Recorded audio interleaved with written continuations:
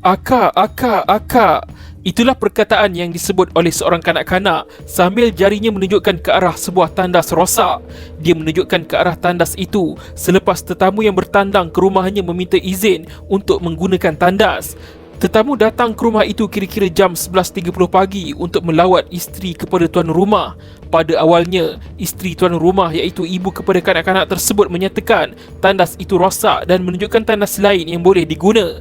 Akan tetapi, anak kepada tuan rumah itu tiba-tiba bangun dan tunjuk ke arah tandas yang rosak tersebut. Kenapa anak kecil itu menyebut akak? Adakah ada sesuatu di dalam tandas itu?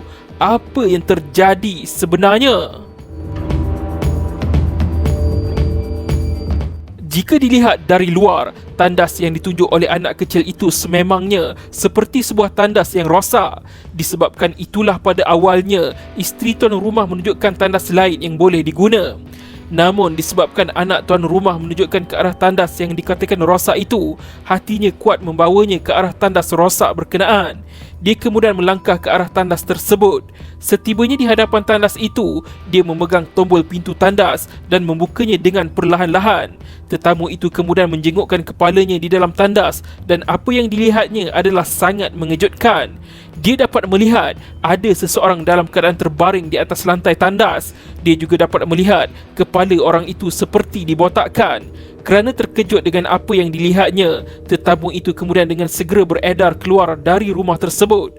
Walaupun isteri tuan rumah itu merupakan rakannya, tetapi dia memang tidak kenal dengan perempuan yang terbaring di atas lantai tandas itu. Tangan perempuan itu juga turut diikat. Dia merasakan ada sesuatu yang berlaku di dalam rumah rakannya itu. Apa yang berlaku kepada wanita yang diikat itu? Tetamu itu kemudian bergegas pulang ke rumahnya. Setibanya dia di rumah, dia dengan segera menghubungi seorang rakannya iaitu seorang peguam. Kerana inginkan kepastian, tetamu itu bersama rakannya peguam pergi semula ke rumah tersebut. Ini kerana peguam itu ingin melihat dengan mata kepalanya sendiri apa yang dikatakan oleh rakannya itu adalah betul. Setibanya mereka di rumah berkenaan kira-kira jam 5.45 petang pada hari yang sama, mereka pun melangkah masuk ke dalam rumah dan terus menuju ke tandas rosak itu. Setelah pintu tandas dibuka, kedua-dua mereka dengan jelas dapat melihat seorang wanita diikat. Mereka mendapati muka wanita itu dalam keadaan pucat dan kepalanya dibotakkan. Bukan itu sahaja, terdapat juga kesan luka pada lengan dan badan mangsa. Memandangkan isteri tuan rumah adalah rakan kepada tetamu itu, dia menasihatkan kepada isteri tuan rumah supaya menyerah diri kepada pihak polis atas apa yang berlaku. Peguam itu kemudian pergi ke balai polis untuk membuat laporan dan kenyataannya direkodkan oleh pegawai polis yang bertugas kira-kira jam 7 malam. 5 orang pegawai polis kemudian diarahkan ke lokasi kejadian. Setibanya pegawai polis di tempat kejadian, mereka mendapati terdapat bau busuk yang kuat meresap di dalam rumah. 3 pegawai polis kemudian diarahkan ke belakang rumah, manakala seorang lagi pegawai menuju ke dapur. Pegawai polis yang ke dapur tadi telah membuka pintu tandas pertama, tetapi didapati kosong di dalamnya. Pegawai itu kemudian membuka pintu tandas kedua dan mendapati daun pintu tersekat. Dia kemudian terus menolak perlahan pintu tandas tersebut sehingga dapat melihat mangsa terbaring separuh kain di atas lantai tandas. Kaki mangsa menghalang pintu tandas manakala kepala mangsa menghadap ke mangkuk tandas dan kedua-dua kaki mangsa dilipat ke dalam. Pencahayaan di dalam tandas itu malap dan mangsa kelihatan lemah dari segi fizikal. Pegawai polis kemudian dengan segera menghubungi para medik dan van ambulans tiba di tempat kejadian kira-kira 20 hingga 30 minit selepas dihubungi. Ketika di lokasi kejadian, pegawai polis dimaklumkan oleh isteri tuan rumah bahawa suaminya yang menyebabkan kecederaan kepada mangsa. Dia memaklumkan yang pembantu rumah iaitu mangsa banyak kali tidak mengikut arahan dan juga mengatakan mangsa ada memukul anaknya. Salah seorang pegawai polis kemudian memeriksa anak tuan rumah dan mendapati tiada kesan yang menunjukkan kanak-kanak itu dipukul atau terjatuh. Ketika berada di dalam tandas, pegawai perubatan dapat melihat dengan jelas bahawa kaki mangsa dilipat ke dalam dan mangsa dalam keadaan nyawa-nyawa ikan. mangsa dapat menjawab pertanyaan yang dikemukakan oleh pegawai perubatan dan dapat mengangkat tangannya tetapi mengadu sakit. Kepala mangsa dilihat botak dan ada kesan lebam di muka dan tangan. Selain itu, sebelah mata mangsa terpejam dan kakinya cedera. Mangsa telah memaklumkan kepada pegawai perubatan bahawa dia bekerja dengan tuan rumah itu sejak 2 hingga 3 bulan yang lalu. Semasa menaiki ambulans ke hospital, mangsa memaklumkan kepada pegawai perubatan bahawa majikannya telah membelasahnya. Mangsa dengan segera terus dibawa ke hospital besar Klang. Isteri tuan rumah kemudian ditahan polis dan dibawa ke balai polis untuk membantu siasatan. Setibanya di hospital, mangsa dihantar ke zon separuh kritikal iaitu zon kuning. Tekanan darah mangsa didapati rendah dan denyutan nadi serta pernafasannya laju. Doktor memerhatikan mangsa mempunyai kesan lebam di seluruh tangan, muka dan kaki. Mangsa telah dipindahkan ke zon kritikal iaitu zon merah untuk rawatan segera. Mangsa jelas sedar dengan keadaan sekeliling dan mampu menjawab soalan walaupun lemah dan dehidrasi. Mangsa disahkan mengalami kecederaan tulang belakang kerana tidak dapat bergerak dan berasa sangat sakit di kakinya.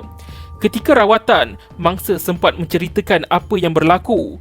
Mangsa telah memberitahu kepada doktor yang majikan lelakinya telah berulang kali memukulnya dengan kayu. Majikan lelakinya juga menumbuk dan menendang perut, belakang dan mukanya. Mangsa juga mengatakan kepalanya dicukur dan dia juga dipukul di bahagian kaki dengan batang besi dan disembah dengan air panas oleh majikan lelakinya. Bukan itu sahaja, mangsa juga mendakwa dia dikurung di dalam tandas selama 2 hari tanpa sebarang makanan. Kira-kira jam 11.30 malam pada hari yang sama mangsa ditemui, majikan lelaki iaitu suspek telah menghubungi peguam yang membuat laporan polis untuk mendapatkan bantuan dan nasihat. Suspek mengenali peguam itu kerana sebelum ini suspek pernah menjadi peguam bela. Peguam itu telah menasihatkan kepada suspek supaya menyerah diri dan memberi kerjasama kepada pihak polis bagi mendapatkan pembebasan isterinya. Suspek telah memaklumkan kepada peguam itu bahawa dia telah memukul mangsa kerana mangsa tidak patuh dengan arahannya dan mangsa juga telah membelasah anaknya. Pada keesokan harinya, suspek telah berjumpa dengan peguam tersebut di balai polis Klang dan sekali lagi suspek mengaku telah memukul mangsa. Hari demi hari, kesihatan mangsa semakin merosot. Setelah 6 hari dirawat di hospital, mangsa disahkan telah meninggal dunia. Sebelum mangsa meninggal dunia, polis sempat merakam kenyataan mangsa yang mengatakan dia dipukul oleh suspek. Mangsa ada menyebut bapa yang buat. Disebabkan fakta itu, suspek kemudian ditahan polis dan dihadapkan ke mahkamah untuk dibicarakan.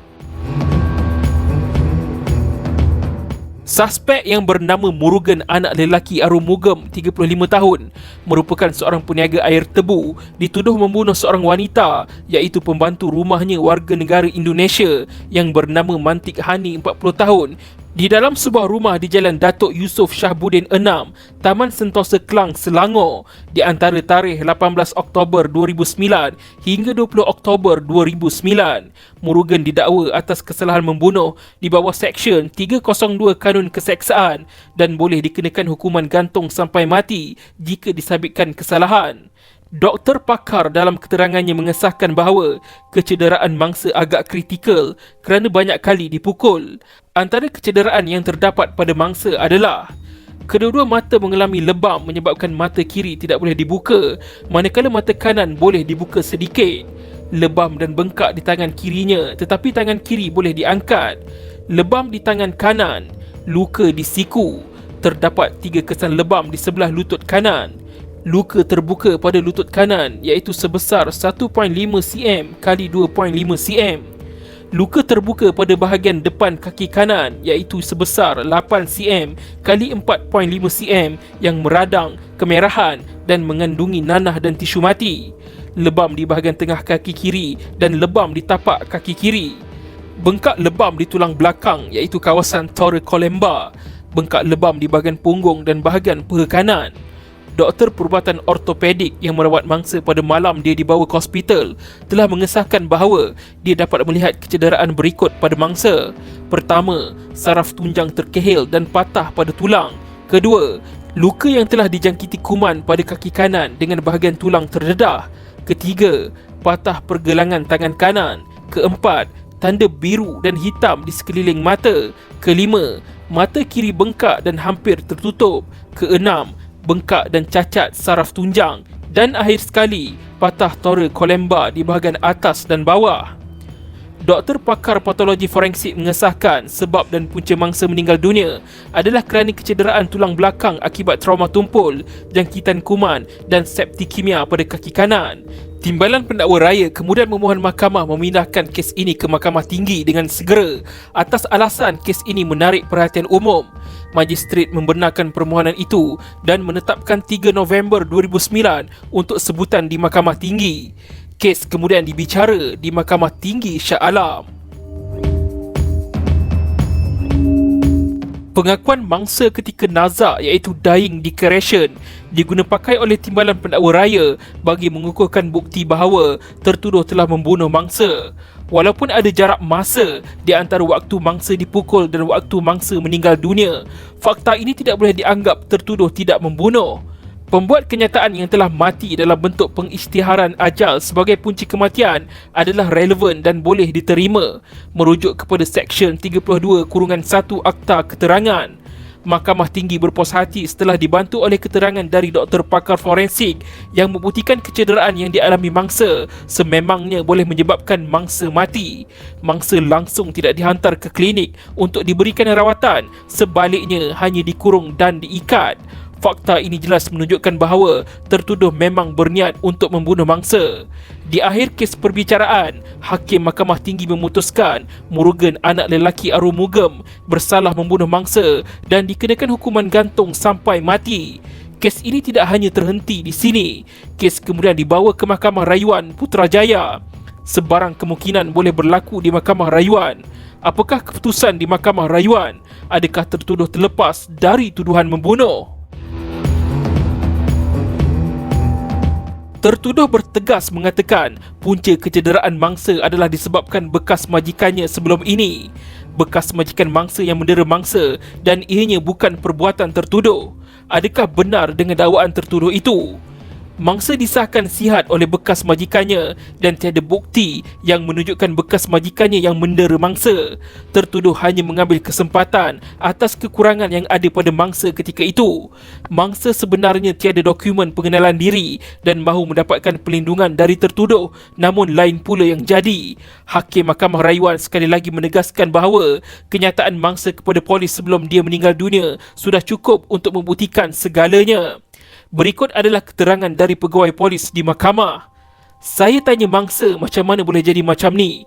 Dia kemudian jawab yang dia kena pukul. Keadaan mangsa pada masa tu sangat lemah. Saya tanya lagi, siapa yang pukul kamu? Dia beritahu saya yang bapa majikan lelaki dia yang pukul. Lepas tu saya tanya, majikan perempuan pukul dia ke tidak? Dia beritahu kakak tidak pukul. Mangsa beritahu bapa angkat dia dan bawa masuk ke dalam bilik air. Setelah mendengar hujahan dari kedua-dua belah pihak, panel 3 Hakim Mahkamah Rayuan telah membuat keputusan bahawa Murugan anak lelaki Arumugam kekal bersalah kerana membunuh mangsa. Perayu iaitu suspek yang menyebabkan kematian si mati dalam keadaan membunuh di bawah Seksyen 300 Kanun Keseksaan. Dengan itu, hukuman gantung sampai mati ke atas Murugan anak lelaki Arumugam dikekalkan. Penghakiman penuh di Mahkamah Tinggi Shah Alam boleh dirujuk dalam kes Pendakwa Raya lawan Murugan anak lelaki Arumugam 2010 MLJU 2182. Penghakiman penuh di Mahkamah Rayuan Putrajaya boleh dirujuk dalam kes Murugan anak lelaki Arumugam lawan Pendakwa Raya 2013 3 MLJ 345.